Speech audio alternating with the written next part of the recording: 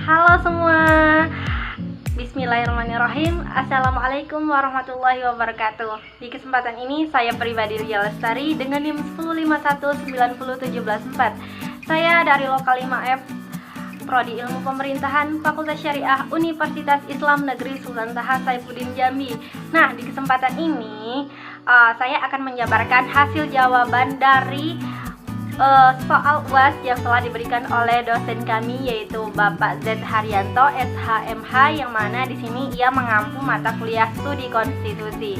Nah, baik, kita masuk pada soal yang pertama, yaitu jelaskan dan uraikan hakikat konstitusi, yaitu menurut 3 orang ahli. Nah, yang pertama yaitu menurut Herman Heller. Nah, menurut Herman Heller ini konstitusi tersebut yaitu mempunyai arti lebih luas daripada undang-undang dasar. Nah, konstitusi ini yaitu menurut Herman Heller ia memiliki sifat yuridis. Nah, selain itu konstitusi ini juga memiliki sifat sosiologis dan juga politis.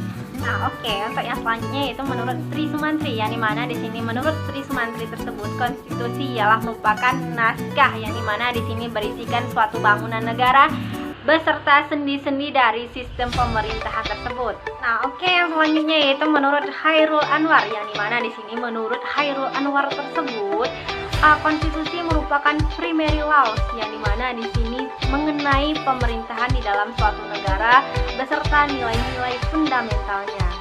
Nah, yang selanjutnya yaitu kita memasuki soal nomor 2, yang dimana di sini pada soal nomor 2 saya akan menjelaskan tentang teori perubahan konstitusi menurut 2 orang ahli beserta tata cara perubahan konstitusi di Indonesia tersebut.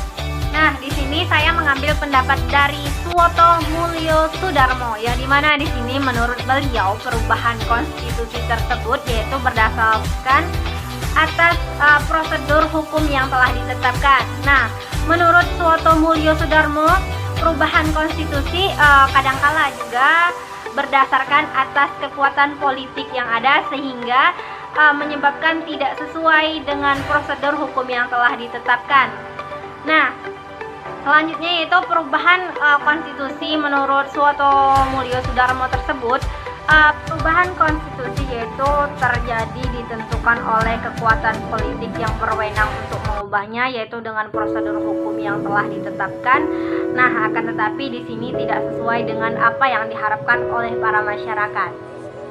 Yang selanjutnya yaitu menurut C.F. Strong, yang dimana di sini perubahan dari konstitusi tersebut yaitu berdasarkan oleh suatu kekuasaan, yaitu oleh kekuasaan legislatif yang berdasarkan dengan batasan-batasan tertentu.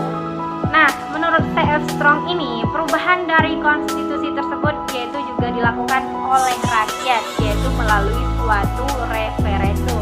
Menurut C.F. Strong ini, perubahan konstitusi tersebut juga berdasarkan oleh negara bagian, yang dimana terdapat pada negara yang berbentuk serikat. Nah, menurut C.F. Strong ini, perubahan dari konstitusi tersebut juga dilakukan dalam suatu konvensi, yang dimana di sini dilakukan oleh lembaga negara khusus, yang dimana di sini yang dibentuk hanya untuk melakukan suatu keperluan perubahan.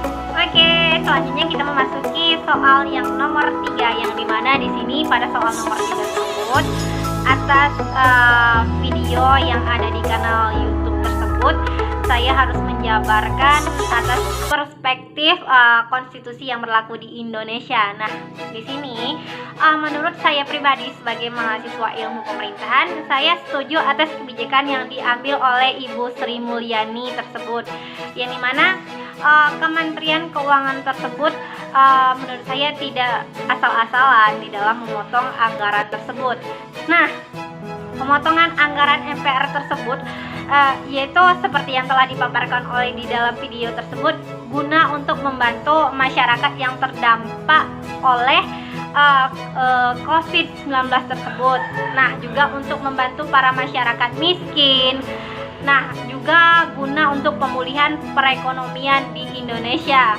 Nah, seperti yang kita ketahui sendiri ya, selama ini kan kita sudah memasuki 2 tahun adanya wabah COVID-19 di Indonesia sendiri, yang juga menyebabkan adanya masyarakat ter-PHK dari pekerjaannya, yang tentunya di sini mereka benar-benar membutuhkan bantuan dari para yang memiliki wewenang di Indonesia.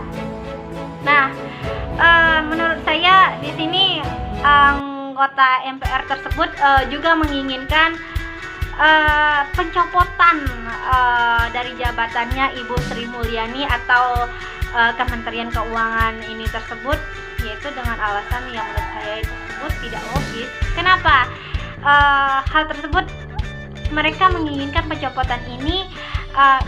Dikarenakan suatu alasan Ibu Sri Mulyani tersebut yaitu tidak hadir pada suatu rapat, yang menurut saya hal tersebut memang benar-benar tidak logis. Hanya karena tidak hadir yaitu harus dicopot dari suatu jabatannya. Nah, ya saya sebagai suatu masyarakat ya memang benar-benar setuju atas apa kebijakan yang telah diambil oleh kementerian atau Menteri Keuangan tersebut. Nah, beliau kan tidak hanya asal-asalan untuk memotong dari anggaran MPR tersebut. Ya tujuannya kan memang baik. Nah, berdasarkan dari Undang-Undang Dasar 1945 yaitu atau berdasarkan Konstitusi di Indonesia pada alinea keempat, yang dimana di situ terdapat kata-kata untuk keadilan dan kemakmuran suatu masyarakat. Nah, dari kebijakan tersebut Ibu Sri Mulyani ia memang benar-benar memikirkan para masyarakat yang terdampak dari COVID-19 di Indonesia, yang mana memang benar-benar membutuhkan uluran tangan dari para birokrat di Indonesia pada umumnya. Nah, yang selanjutnya yaitu kita memasuki soal nomor 4, yaitu yang dimana di dalam soal ini kami sebagai mahasiswa yaitu disuruh untuk mencontohkan kasus pelanggaran dari konstitusi yang ada di Indonesia. Nah, di sini saya pribadi yaitu mengambil contoh kasus pembunuhan Munir Said Talib di Indonesia. Nah, seperti yang kita ketahui kan, Munir ini ialah merupakan seorang aktivis hak asasi manusia di Indonesia. Nah, kasus beliau yaitu sudah mencapai belasan tahun, bahkan 17 tahun belum juga selesai-selesai. Nah, hal tersebut menurut saya di sini terdapatnya bertele-tele di dalam penyelesaian kasus tersebut. Nah, kasus Munir tersebut untuk saat ini juga belum terungkap siapa dalang atau aktor intelektual dalam pembunuhan Munir ini. Nah, menurut saya pribadi, konstitusi di Indonesia sendiri memang sudah berjalan, akan tetapi tidak berjalan sebagaimana mestinya. Contohnya kita kaitkan dengan kasus dari Munir tersebut, yang dimana kasus kematian beliau sudah mencapai 17 tahun, yang di situ dalam artian menampakkan bahwasannya sulitnya untuk keadilan terhadap pada kasus Munir tersebut. Juga di situ memperlihatkan minimnya perlindungan hak asasi manusia. Nah, apabila kasus Munir tersebut juga belum cepat atau diambil alih cepat oleh presiden, maka kasus tersebut akan mengalami kadaluarsa. Nah, atau kasus tersebut akan lenyap dengan begitu saja dan tidak akan mengetahui atau tidak akan terungkap siapa dalang aktor intelektual dari pembunuhan si Munir tersebut.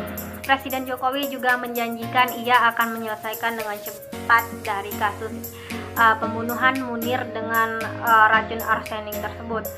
Nah, di sini menurut saya seharusnya Jokowi juga harus menjunjung tinggi, harus menampakkan bahwasannya ia benar-benar menjunjung tinggi hak asasi manusia dan juga memperlihatkan keadilan terhadap kasus tersebut.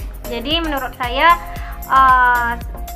ada baiknya kasus tersebut memang diselesaikan sehingga terpenuhilah hak asasi manusia di Indonesia tersebut. Nah, oke, di sini saya pribadi selaku mahasiswa benar-benar terima kasih banyak kepada dosen kami, yaitu Bapak Z Haryanto SHMH, yang mana ia selaku pengampu mata kuliah studi konstitusi.